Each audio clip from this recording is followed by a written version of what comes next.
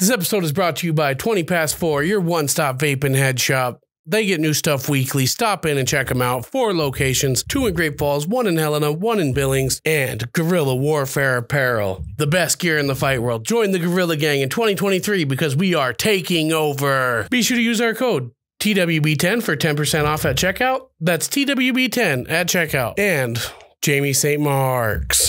Who's ready for the weekly bust? You're in the right place if you came to catch the show. Tithe and Levi are the names of your host. Who the next guest is, I really wanna know. Conversation escalating, let's get to the show. Who's ready for the weekly bust? So, everybody that's joining the show, we are in season 4, episode 5. Welcoming Episode 6, welcoming guest, Francesco Ricchi. What's up, big dog? What's up, fellas? Thanks for that massive introduction. I appreciate it. Man, you're a fucking legend, dude. You're one of those guys that have been banging with the toughest of all of them, bro. You haven't taken a weak fight at all that I've noticed. So, not a lot of fighters can say that. Thank you. I always say yes, man. I'm a easy job for the matchmakers, or so I'd like to think. You have one of my. You're gonna show up. You have one of my favorite post-fight interviews, man. When you got the belt, it was you were so fucking level-headed and calm about the whole situation, dude. And like you're like, it's whatever. You know what I mean? And you showed total respect. I love that about you, man. That was one of my favorite post-fight interviews. Thank you, my brother. Yeah, it was. It was constant. People saying, "Oh, nobody wants to fight me," and then all of a sudden they get the fight, and it's for the belt, and then they say no. Classic shit like that. And I was just kind of fed up at that point. I'm like, you know what, this is fucking bullshit. So I try to keep it as cordial as I could. Mind you, there's always people, even customers, that look at stuff like that. So I try to keep it as PG-13 as I can. But sometimes the emotions get the best of you, and you can imagine after winning a belt, the emotions are probably pretty high. So. Yeah, man. No, you had it under wraps, man. There was no cockiness. No, it was pure humble fucking fighter. And it was awesome, bro. You don't see that every day. Thank you. Levi, go ahead. Why don't you just lead us in, bro? All right. So we like to open up this episode with who you are and where you're from. So if you could give a little deep dive there. What up, Greg? Yeah, my name is Francesco Ricchi. I was born in Rome, Italy. Came here in 2001. My dad had a good opportunity to work here in the States. And then just been grinding ever since. Got into street fights like everybody got into street fights. I lost most of them, though. Got my ass kicked at least a lot as a kid. And then, little by little, as you grow up, you put the hard hat on, go to work, pay your bills, do what you're supposed to do. And then I went to Japanese jiu-jitsu gym, like a very old school, traditional, horse stance, karate type fighting. And then took an MMA fight and got the living shit kicked out of me. And then I'm like, bro, I'm at the wrong place. And a friend of mine take me to his gym, and they were all killers at his gym down in like Kendall, like in BFE in Miami, and all those guys won. Not to mention the fact that they all like wiped the floor with me back then. So I'm like, this is where I need to go. I always kind of chased. What age did you come? Did you always live in the States then, or like what age? I was 8 when I came over. Okay, and then did you grow up in Miami? Grew up in Lauderdale, but yeah, I mean, pretty much between Lauderdale and Miami, they're like 20 miles apart. So okay. But went back often. Our family's in Italy, so like we always go back. See aunts, uncles, grandma, grandpa, other friends. So we went back pretty often. Hence why, like, I still speak the language. I still communicate with my parents. I still work with people. So that's kind of what helps me, stay true to my roots. But after your home country is dope, man. It has so much dope history. I was actually just watching a documentary on Rome. It's fucking sick. Oh, thank you. Yeah, dude. I know one thing. It wasn't built in a day. No, hell no. But funny you say that. Every time I go to sleep, I play like YouTube documentaries or like just documentaries in general. That's me, bro. That's me. And the other day, I just came across a really good one that speaks about like Roman history, Nero, Caesar, like all like the. Dude, I didn't realize how old Caesar lived. I thought for some reason in my mind, like I had a Mandela effect or something. I legit thought like Caesar died at like 20, 23 or some shit. Dude, and I didn't realize that. Tut. Even though I thought it was a common theme, though. I thought it was like a correlation, right? Okay. I realized that Caesar fucking died. He reigned a long time. Died like 54 years old. And dude, he would have survived all the stab wounds that he got poked by. There was only one fatal stab wound. And it was the final one. Takes, baby. That's all it takes. Yeah, yeah, dude, it's fucking crazy, man. Like, what's up, buddy? Yeah, your mic sounds nice. You need to scoot You up. gotta just scoot up, my boy. This is Christian. He just joined Instagram again, so yeah, he's you getting don't back see up much there. of Christian. He's our shadow figure, man. He's our Illuminati. But he'll be at Knucklemania, so that's the important part. He'll be at Knucklemania. Do So you remember growing up in Italy at all? he said he went back to visit. He visited all the time, bro. Okay. Yeah, I went back twice in the last year. I travel pretty often. Was it cool bringing the belt back? Oh yeah, I brought the belt back actually. Right after I won it, I went to Italy like 3 days after because a friend of mine got married, and I brought the belt back. I actually got a post on my page with me with the belt right next to the Coliseum. Yeah, no, I seen that. I seen that, bro. I was actually gonna use that picture into one of your flyers, but I was like, it didn't work with my scheme I had going on. So no worries, we'll use it for the next one. It's fucking sick, dude. Yeah, it's a dope ass picture, man. You got the Coliseum in the background, right? Yes, sir. Yeah, it's sick, dude. It's at night. It's a cool picture. So how did you get into mechanics? I watched on the Don't Blink podcast you're a mechanic. Dude, since I was a kid, I was working alongside my dad, and he was not a mechanic on cars, but he was always had his hands in something, even if it was fixing the water heater at home or working on one of the cars that he used to own or working on one of the cars that, one of our family members owned or working on one of the boats. Like, mind you, we were in Italy. My dad had a magazine, and they would review cars. So I was always around the automotive sector. Then we came to the States, and my dad was doing salvage and recovery for boats. So I was always around boats as well. And then it just, I'm like, fuck, I've always been around my dad since I was a kid, and he was wrenching away, and I was wrenching away, helping him do what he was doing. Yeah. So obviously, like, naturally, I just kind of like pulled towards that sector. And then in high school, I started working, putting ads on Craigslist, doing detail work and fiberglass work on boats. And then it just kind of like took off from there. And then I started working for a really good shop at like 18, 19 years old. Yeah. And then I started restoring classic cars, and then it just kind of like took off from there. Worked at a welding shop, did fiberglass work, and then, You think you're gonna go like the Gas Monkey Garage style? You're gonna eventually open up, do some fucking, because you're gonna have a platform. Well, check me out. Hold on. So you got something pretty cool. All right, cool. We're traveling with them. Let's go, champ. Let's see if I could flip the camera around. If I could figure out how to do this. Well, shit! Look at this, dude. Oh shit! Yeah, that's your shop. That's fucking tough. Yeah. Well, this is a good friend of mine's shop that I work with. So that is fucking hard, dude. What the fuck? It's like a dry storage for exotic cars. Yo, look at that Bronco back there. Right? Yeah. Yes, sir. Fuck, that's tough. That ain't a regular F-150. That's a fucking Raptor. That's a Velociraptor. That's the V8 F-150.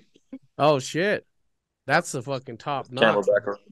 Damn, bro. Dude, that's sick, bro. Are you guys gonna do like a TV thing, or because you guys definitely have the setup at least to start filming? Oh, for sure, dude. If you guys watch the Deep Cuts episode, there's a lot of stuff. If you watch the Deep Cuts episode, there's a lot of footage on like when I came to this shop and spoke to my friend that owns the shop, and me and him work together a lot. That's why I'm here actually. And I figured, I'm like, fuck, man, if I run home now, I won't make it. That's why I just kind of like hung out here, and I was doing the podcast from the lounge. But here you guys can kind of see.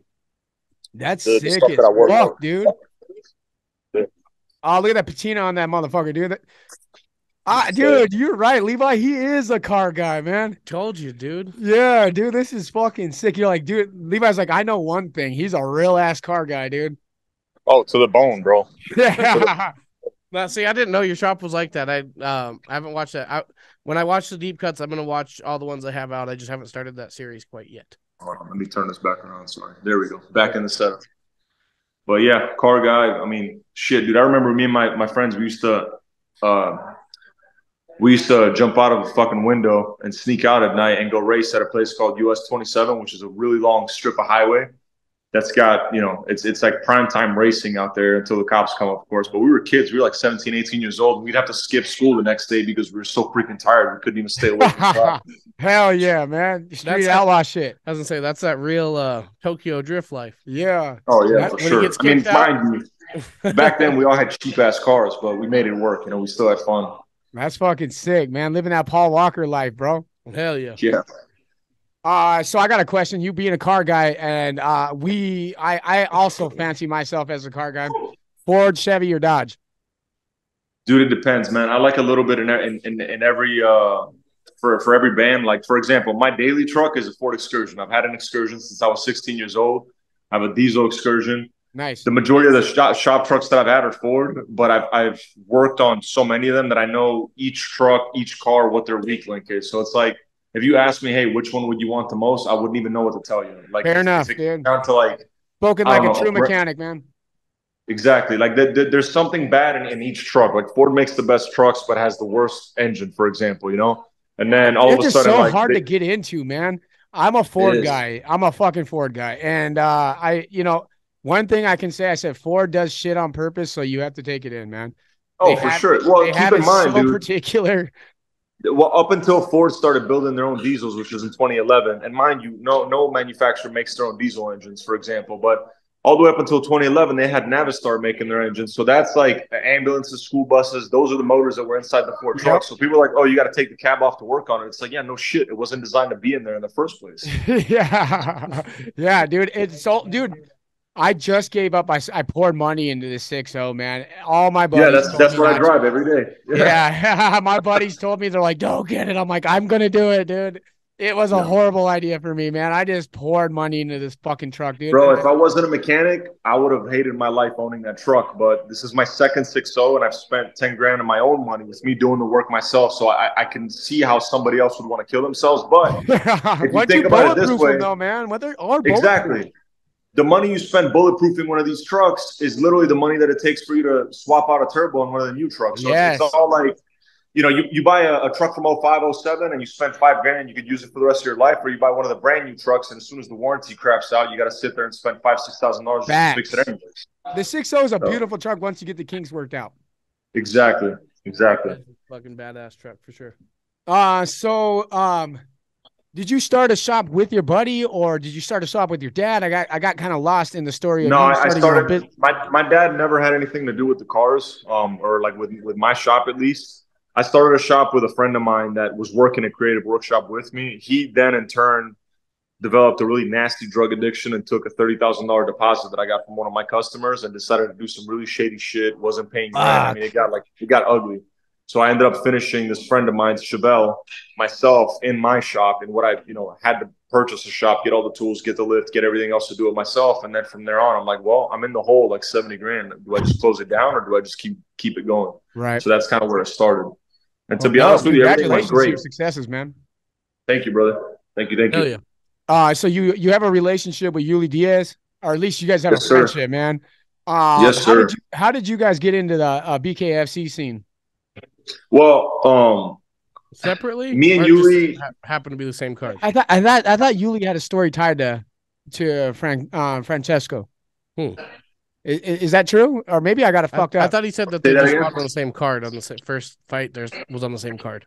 So funny story, funny fact. Me and ULY fought on the same card, literally every fight, all the way up until we fought each other. Which that's right. Yeah, that's right. Yeah, I knew they had a weird history together, man. Yeah. So we debuted both of us on BKFC 10, and then we both fought BKFC 14. He ended up getting the knockout, the fastest knockout. I ended up in a coma right after that fight. We fought together BKFC 18. Then we fought again Knucklemania, and then we fought again together BKFC 26, which is when we ended up fighting each other. It was fucking awesome, by the way. I was live there for that, by the way. I'm from Montana, man. So Shane Guerrilla Warfare, what up, brother? What up, Nelson? Nelson Lopez joined us over here too. He's watching you. My God. So fucking Nelson, pick up the phone, bro. Yeah, pick up the phone, Nelson. Motherfucking no, I was down there, man, and I didn't get to meet you. You were one of the people that were also dialed in on your own world, man. Kind of unapproachable look, so I just left you the fuck alone. Bad, dude. No, I get it, man. I'm in that scene enough to know that motherfuckers are in their realm. You know what I mean? I try not to do any media before the event, and then after the fight, especially if you win, it's just so tough, man. Like everybody comes up to you, and it's like I barely have time for my own family. I prefer that the fighters come up to us. We want to be that fighter outlet and be like, we want to jump on your shit, dude. Yeah. Yeah, so, for sure. Watch this Knucklemania. We'll be there. Yeah. Well, I won't be there. I'll be training for my fight. But. Yeah. Fuck yeah, dude. I'm excited for you to let's just talk. You brought it up, so why don't you go ahead and talk about it real quick? Nothing's set in stone yet. We're still going back and forth with contracts, but I'm pretty sure my goal is I lost the belt in December. and I have a sour taste in my mouth. I lost to a good guy. Huh? Run it back. Trust me, I want to. If it was up to me, I would get an immediate rematch. But I'm also like, I'm not going to sit there and say that I deserve something I don't. I'm going to just shut the fuck up, put the hard hat on, and go to work, and just let the work speak for itself. So what a fucking G, bro. Gotta grab the lunch. I would want an immediate rematch just like anybody would. But I contacted Dave, and I'm like, listen, bro, what's next? I will fight 15 fucking times if I need to get back as fast as I can to a title shot. So that's exactly what I'm going to do. I'm going to fight as soon as I can. And I'm going to just put a couple wins together that even excite people to want to see a rematch between me and Mundell. And then hopefully I can return the favor, fight him in his hometown. Fight of the year, bro. The whole world wants to see that fucking fight again. I want to. I'm like bitter about the fight because I like Mundell a lot. I respect the shit out of him. He beat me fair and square. He beat me at 100%. He's the true champion. I'm just bitter because I like him. He likes me. We don't like fighting each other. But I'm also, if you're two of the best people in the world, it just is what it is. You know, me and him, thankfully, are brothers. You know, we weren't born in the same fucking family, but it is what it is, dude. And we're not training together. Was the body shot that changed it all? Dude, it's a perplexion of things, but I'm not gonna say like what I think went wrong in the fight because it would almost seem like a mistake. It was just he had a smart game plan. He came prepared, and yeah, he beat me at my best, dude. I had media asking me after the fight, like, "Hey, do you think maybe you took this fight too soon because I had ACL surgery 2 months before the fight?" I'm like, "Fuck no." Fuck no. I did not take the fight too soon. He beat me at 100%. I was a way better fighter now than I was my last fight, the fight before. Like, the way I see it is every fighter shows up to a fight with some kind of fuck up, some kind of injury, anything. If you train hard enough, you have some kind of injury. So whatever I can say, you have no idea what actually happened. That is a fucking dude. Dude, you don't hear that very often, but that is so real, man. That is so real. It's definitely unpossible. I said that one time when they were talking about Manny Pacquiao and fucking Floyd, and Manny comes in after the fucking fight. He's like, I got a sore fucking shoulder. I've had this problem. Bro, yeah, I know. Everybody has a fucking sore body going into a fucking fight. You don't hear him bitch about it, dude. Bro. Not to mention the fact, the only thing people give a shit about are the results. I don't really give a fuck about anything else. You could sit there and say this, say that. I'll give you an example. Dude, how many people fucking cheated and won, right? For example, Cormier weighed 206 pounds when he fought Johnson, but he got away with it. So the result is that he won that fucking fight. People will only remember the results. And that's the reason why I only disclose my injuries if I win a fight. When I fought ULY, I tore my ACL before the ULY fight. It was that fight camp, but I've never pulled out of a fight. Never 3 weeks before that fight, I was on crutches. I won the fight, and I disclosed that I had that injury after. If I would have lost that fight, I would have never said that happened because then it's taking away from his accomplishment. And regardless of the fact, I shake your hand, we weigh in, we face off. I agree to the fucking deal that I made right now. If you sit there and say, oh, fuck, I lost because of this, you're an idiot for stepping in the ring in the first place. All I hear is a fucking machine. Right? Like, you know what you signed up for. I know why I'm here. Absolutely. Absolutely, bro. And to be honest with you, dude, losses are part of life. Whether you lose in a gym or you lose, dude, nobody likes to lose, but I never gave a fuck about a perfect record. I was never the fighter. I'll give you an example. To me, the fighters that retire undefeated, that never really pushed themselves, that never looked for the toughest fight. And I'm not saying that every fighter that retired undefeated never looked for the toughest fights. I'm not saying that at all, but I'm saying the fighters that always fought at the opportune times, the opportune opponents at their opportune times to fight them, I'm not interested in that shit. You know who I'm interested in? People like Joe Frazier that brought Muhammad Ali back after he lost his license because he dodged a draft. He paid for his fucking bills. He brought him to the courts to get his license reinstated to fight him and beat him. That's who I want to see. Sugar Ray Robinson. I haven't heard that mentality yet on the show. You're bringing a new energy that we haven't had on the show yet. Yeah, because a different style of energy. You think? It's the same. Yeah, you got that dog in him. Yeah, well, not only that, it's a different kind, bro. It's like because it seems like everybody has their different forms of honor, bro. But you're very black and white, bro. There's no antics to you, and I like that about you, man. I fuck with it because it's to the fucking point. That's how you know you can trust with your cars. Hell yeah, dude. You were saying that you talked to David. Do you have someone in mind, or do they have someone in mind, and you're negotiating just dollar amounts, or? So the issue that we have right now is this: the dollar amount. To be honest with you, I can't.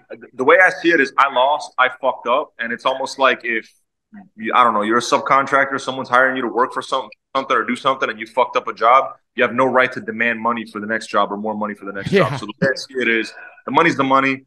Whatever the fuck they give me. Until I get the belt back, I don't think I can really argue with the fuck I make. Right? I can make any demands, but where we're at right now is that I want to fight somebody that's ranked high up. I want to fight somebody that makes sense for me to fight, and it's got nothing to do with, oh, I want to choose the right fight. No, the fights that they're giving me are people that are unranked, people that have either very little wins or no wins or have a losing record, and I'm not trying to fight people like that for the simple reason that if I beat somebody that shouldn't have been in the it's deep, bro.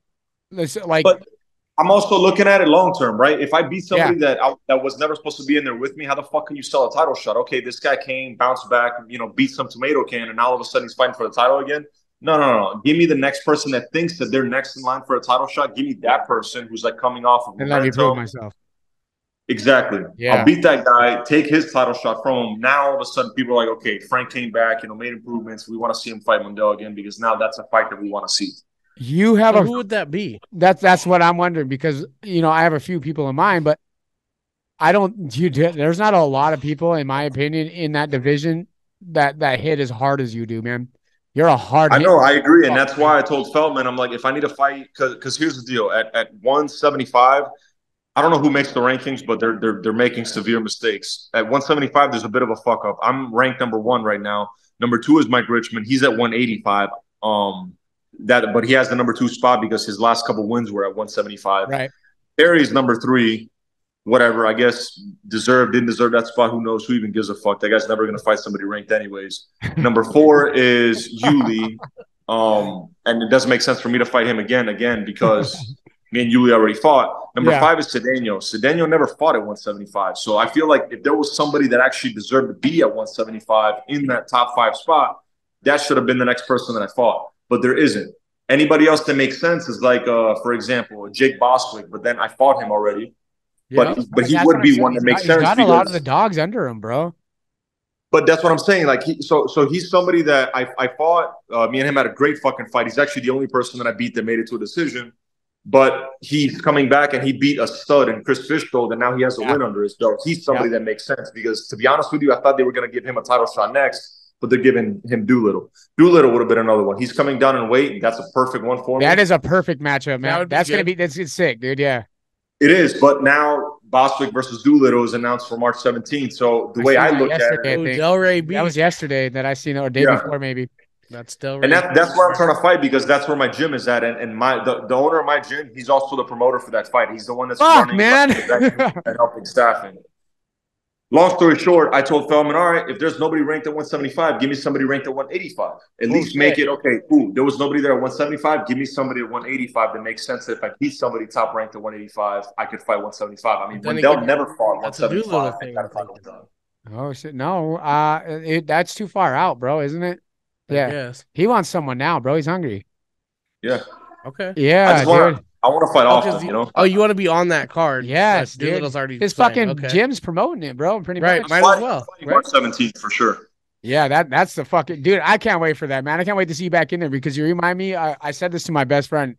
He's coming over tonight. Actually, we got the fight tonight. He was over there, and we like to watch you, bro, because you remind me of an old school motherfucker, the Butcher on Gangs in New York, bro. And that's who you fight like, and remind me like, and you hit so fucking hard, bro. I was like, dude, it's like when he's hitting those fucking pigs, bro, in that movie, and he's stabbing that pig. That's what it reminds me of, dude. I was like, he's a fucking murderer, dude. I need to remind people what happened because I remember this, and I remember this shit vividly. I'm not a talker. I keep my mouth shut. The only people that I will talk and actually lash out at are people that have said my name first. Yeah. There, by all means, you're opening the green light. In terms of the other athletes, I feel like if you're a fighter, you step in the ring, you fight, great. I've got respect for you. Regardless of the fact whether I like you as a person or not, I don't give a shit. I give you respect for what you do. Sure. But with that being said, shit, I'm not gonna lie to you. Here we go. Before I won the belt, there were so many people, and I mean, bro, so many people that were calling out the champion, Thiago Alves. Everybody wanted to fight Thiago. Everybody. I'm telling you, there were like at least 6 or 7 people that I remember on the comments that wanted to fight Thiago Alves. Yeah. All of a sudden, me and ULY fight. What happens. Nobody fucking called me out. Nobody. Even people that said they wanted to fight for the belt. I think it was like because we had ULY on just like last week, and I told him I said, bro, that was one of the nastiest fucking cuts I've ever seen, bro. He's like, And Yuli's a yeah, monster, dude. bro. That guy, first of He all, I'll is a never fight him monster. again. We're brothers, bro. I love Yuli to death. I'm actually going to his house next weekend for the fights. We see each other all the time, and I would never fight him again because now it's like I will never fight a teammate. I don't care how much money's on the line. You got some mad love for you too, bro. Hell yeah. I know. We love each other to death. I love his family. He's one of the most supportive, genuine people that I ever met in my life. Period. Not just in fighting, in my life. His energy But- brought me home, bro. After our episode, like fucking carried me home. I was like, dude, that guy was fucking sick, dude. Oh He's yeah, awesome. Yuli's He's the such man, a dude. Shout out. person. But after that fight between me and Yuli, nobody, not one fucking person, nobody that was saying that they wanted to come down and wait to fight, nobody that was saying they wanted to come up and wait and fight, nobody wanted that fight anymore. And now all of a sudden, now that I lost, everybody's ballsy. Now everybody's like, oh, I want a title shot at 175. I want this, I want that. So I need to remind people, you know, like where their balls Is actually this going to be your reside. statement fight, your next one, saying, I'm not here to fuck around, man? Exactly. And I mean, listen, if the next fight, if they end up giving me some guy that doesn't make sense for me to fight, I'm still going to take that fight because if I could fight 10 times this year, I'll be happy. And I told Nelson, I'm like, listen, bro, if Nelson and Dave, get me to fight as often as possible. I will be in the gym year round. So if there's a last minute pullout and you guys want to fly me out and fight somebody last minute, no fucking problem. Even up to 195. Yeah, let's go, dude. I'd like to see a lot more of you this year. That'd be fucking dope, bro. Hell yeah. I would love to. Last year, I tore my ACL and I had ACL surgery, and I still fought 3 times in 1 year. This time, I at least want to fight 5 bare knuckle fights in 1 year, at least. Damn. That's sick, dude. That'd be sick because, you know, the big thing like towards the end of the year was Gogo taking on 5 fights for the year and having the success that he did, and then opening 23 up. Yeah, and then that guy's unstoppable. We now have the same manager, so I hope that, you know, Shane. Yeah. Yeah, well, let's go. We're Gorilla too, man. We love Gorilla, bro. Let's go. Let's fucking go. Yeah. Planet of the Apes, baby. I said we just got our care. I realized the shirts on there. I noticed the shirts. Yeah, dog. We're all on the the same team apparently, man. So that was another special point for us to get you on. We're like, at some point, we want to fucking get you on because we feel like we're on your team, bro. We're all Gorilla gang. Oh, absolutely. So I know you touched on it, and there is a deep cuts episode, but will you go over what happened in 14? Yeah. You mentioned what? You said you went into coma. Yeah, you touched on the coma thing. I don't know. Oh yeah. So yeah, I mean, long story short, I fought when I shouldn't have really taken a fight, and my whole team was telling me, bro, like don't fight. I had a lymphoma, a non-Hodgkin's B-cell lymphoma. I did radiation treatments. Okay. But I was like, yeah, in my eyes, I have a problem where I always think like I'm getting old. You know, I need to hurry up and I need to fight now. That's me, bro. Fuck, I relate to that, dude. I'm always saying I'm running out of time, bro. I got shit to do. And it is true, regardless of the fact. But there are some times where me and you should probably just sit back and say, you know what? Let's sit this one out, or let's just be patient. In my eyes, I was like, fuck no, I need to fight right away. So they gave me a fight, and I'm like, you know, nothing could happen to me. You know, I'm undefeated, 1-0 in bare knuckle, whatever. It's nothing, you know. I train with monsters. I have nothing to worry about. Lo and behold, I get punched in the throat, and then I couldn't breathe. Like in that first round when I got dropped, I got to the point where I could barely see because of the asphyxiation, because of the lack of oxygen. And then I get back to the corner. My coach almost kills me, and then he puts ice in my face, gives me some water, and it clears out my throat. And then I'm like, I remember looking at my opponent right before the second round starts, and he's all like chomping at the bit, trying to like get to me, like trying to finish the job. Yeah. And I'm looking at him. I'm like, I recovered, motherfucker. You're in shit now. So as soon as he came in, I started catching him with jabs as he would come in. And then as I started seeing him take a big breath, I was like, oh, I got his ass now. And when I put him on the back foot, it was over. And then I think the next round, it was like the second or third punch I landed is the one that did damage. Yeah. But if you saw his face after that fight, Cutter's a warrior, man, because to take that much damage is impressive. But if you saw his face after that fight, man, he looked like he got in a fucking car accident. Yeah. That's like that Chrissy Zagala after she fought fucking Britt. So after the fight, did you notice some medical shit, or like you felt? I couldn't breathe, man. It once the adrenaline wore off, it was just getting harder and harder to breathe. And I remember I was talking to people and I was like doing this, like holding on to my throat almost. I don't know why. It was just like I felt pressure there. So as I laid down in my bed, like in my hotel room, because I had a hotel room right where the fight was at the Intercontinental, I remember like me almost drowning from the inside. I felt like almost fluid coming up. Holy shit. And then I remember thinking in my head, I'm like, bro, all I want to do is go to sleep and relax, but it'll be very stupid to die in here tonight. So I'm like, let me just go to the hospital just for the fuck of it, considering the fact that now we have BKF season. insurance that'll take care of it. Yeah. Just for the fuck of it. Yeah, I went to the hospital. I woke up like 3 weeks later. That is and so I'm like, fucking crazy, bro. and they're That calling me is so Hector. fucking I'm like, wild, man. Yeah, something was off. I was like, bro, I gotta go train. They're like, sir, do you know what date it is? I was like, of course I do. I was like, it's fucking November 14th. They're like, no, it's like December 4th. I was like, fuck. I was What like, the sure? fuck? That's crazy, man. Yeah. I was like, whoa. Okay, I gotta ask, bro. You know, because I'm a spiritualist. I fucking believe in like fifth dimension bullshit. You know what I mean? Like people think I'm kooky, but He calls it the reality. Did you see anything? Was it black? Was it Do you have any No, fucking stories? Dude, I was hallucinating like crazy. So I you went somewhere, anyways. So here's something about me. I've smoked weed once in Colorado, like on a trip with people, just because they were selling cigarettes at the gas station. So like, or weed cigarettes at the gas station. So Yeah, like, George, whatever, baby. let me just try it. I have migraines a lot because I fucking, threw my body through like who knows how many fucking wrecks, but motorcycle accidents and all this shit. So I was like, people always tell me, hey, if you smoke weed when you have a migraine, like it'll help you, number one, relax, like it's anti-inflammatory, and you'll be able to sleep better. So I tried.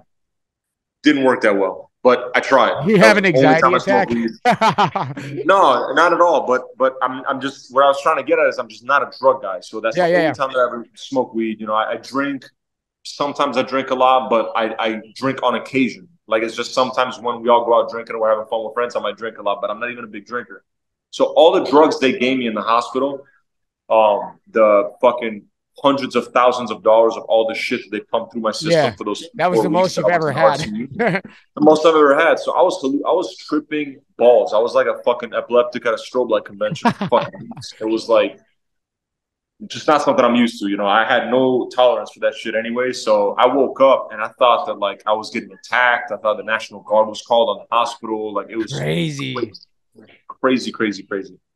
Well, I'm glad you're back, baby. Better than ever.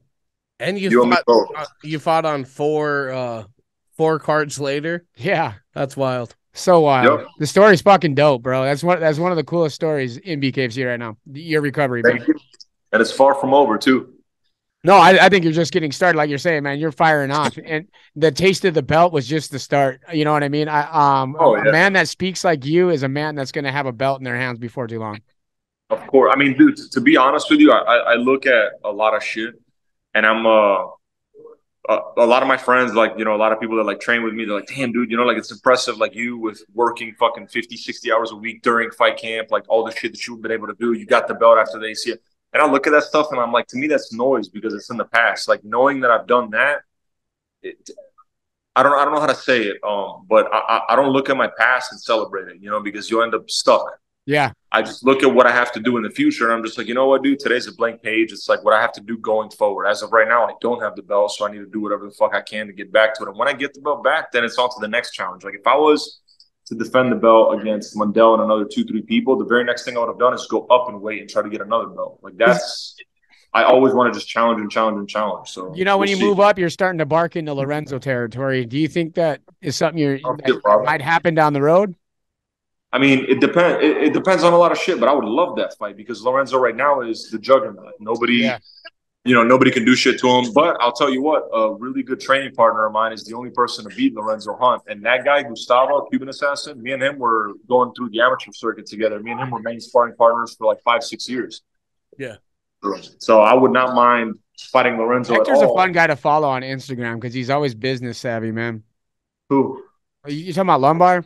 No, hell no. I'm talking about Cuban assassin. Gustavo. Fuck, I knew that. Fuck. I guess I agreed with you, but I don't know why that flew over my head. Yeah, Gustavo. That's right.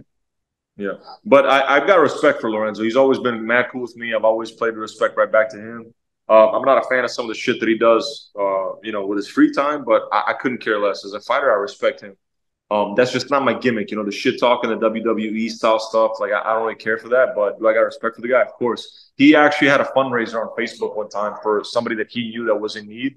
I donated to that fundraiser, and it's not even for me to try to get like cool points. I'm just saying like he's a person that if he was to reach out to me and ask for help, I would give it to him. But would I fight him in a fucking heartbeat? And the reason why I would fight him is because right now, of course, I've got other shit to attend to. Not even that. It's just everybody looks at him like he's unbeatable. And those are the fights that you need. Nobody wants to see you defend the belt against somebody that everybody knows you're going to beat. People want to watch a fight that you might not win. You know what I'm saying? Yeah. I think that's what makes the Mike Richmond thing so interesting, because there's a lot of fucking people who believe that Mike has what it in, has it in him to fucking get it done if anybody can. You got money on that fight? You got money on that fight? I would not fucking bet on that fight. Hell no. I think that's what Yuli said too, man. I ain't putting no money on that fight, bro. I would take, like, if one of them pulled out and then Dave called me and he goes, yo, we need you to save the show, I would step in a heartbeat to fight either one of those guys. But this is not me calling them out. This is just me, like, I would take that fight in a heartbeat. If I had to predict who would win in that fight, bro, fuck, man. Who's got a coin? I think I think Lorenzo has a little bit more firepower because he's a little faster and he's swinging heavier weight because he's just a bigger guy. I mean, mind you, Mike Richmond fought at 135. Yeah.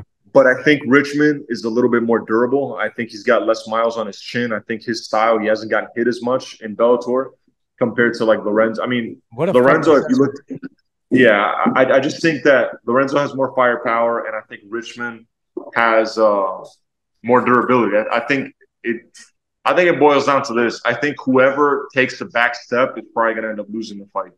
Oh, shit. That's sick. That's a sick-ass assessment. I'll be watching. Yeah, the first one that backs off. 7 days from now, we'll be there. Oh, man, I'm excited as fucking shit, man. This is going to be wild as shit, dude. This guy. I'll be watching that fight at ULY's house, actually. Yeah? Yeah. Christian usually has some fucking wild question. He's the listener. He's the one that has the more deep questions. I'm going to see if he does. Do you have anything? You got anything, buddy? Can be Knucklemania related or not. I don't know. Not at the moment. I can't hear you, brother. I'm just listening. I'm digging this whole conversation. I can't hear his microphone. Oh, you see, his mic is cut then, dude. I think that it might be. I can hear you. I hear you good, bro, which is weird. You can hear me good? Yeah, I can hear you good. Yeah, I just can't hear Christian. It might have got. Well, we'll fix it. Oh, well. Well, you're hearing for the show then. You're a sit-in, dude. We call him the Watcher. Do you have any like sponsors or any charities or any fucking like things that you have your hand in that you would like to shine some light on, man, while you have an opportunity? Absolutely. First of all, Rebel Motor Company. But let me see how I turn this thing around. Fuck. Sorry, we got a logo on the wall. There we go. You're good, brother. Rebel Motor Company, right here in Lauderdale. And Ant Geo Jewelry. He's a buddy of mine. He just opened up his jewelry shop, and he's been making jewelry for me for a while when he was working for his friend's shop. He's a beast. He's definitely somebody to check out and follow. Halpern Injury and Mike at Speed and Truck. If you got any needs for like lift kits, bumpers, anything off road, wheels, tires, definitely go check out my buddy at Speed and Truck World. Is that online? Can you order things online or anything like that as well? Absolutely. I mean, if you call them, you can get a catalog as well, which I think is the best way to do it. But if you go check out their shop, I think you'll be in awe. It's literally like a fucking shopping mall of like car parts. It's sweet. Sanity. I'm gonna ask you to send us a logo or two for your guys, so when you're talking about it, we're gonna put it right onto the fucking screen for you. Absolutely. And last but not motherfucking least, Guerrilla Warfare. Let's go, man. Shout out Guerrilla Warfare. Levi, why don't you lead us into our sponsors too, man? Let's go. Guerrilla Warfare Apparel, the best gear in the fight world. TWB 10 at checkout. That's TWB 10 at checkout. You can get any variety of anything that we're wearing. And go get some Francesco stuff. Get in there. And Lorenzo, he has a bunch of shit. If you're not there to buy for us, got a new merch drop coming. If you're not there to buy for us, buy for him. Buy for Gorilla. Buy for Lorenzo. There's a whole squad. There's slaughterhouses on there. Howard Davis. There's a lot of guys. Go. Yeah. So anybody that's involved into our team usually is going to be found there. Go to gwa.com, and that's Guerrilla Warfare Apparel. And you make sure you use our promo code. Maybe his too. You got one? If you're shopping for our man over here, make sure you use his promo code. Yeah. Also, we got Hudson's Trash Removal here in Great Falls. If you got any garbage you need removed, make sure you get a hold of our man Kyle. He'd love to clean up your trash. And now you get our 2 first day ones. Christian, can you get it? Go ahead, Christian. Sponsors, boy. 20 past 4. 20 past 4, your one-stop vaping head shop. 4 locations, 2 in Great Falls, 1 in Helena, 1 I think in your mic's working, Billings. man. It sounded better. It did. Yep. What else? Jamie St. Mark's. And Jamie St. Mark's. Our day ones. Thank you for all your support.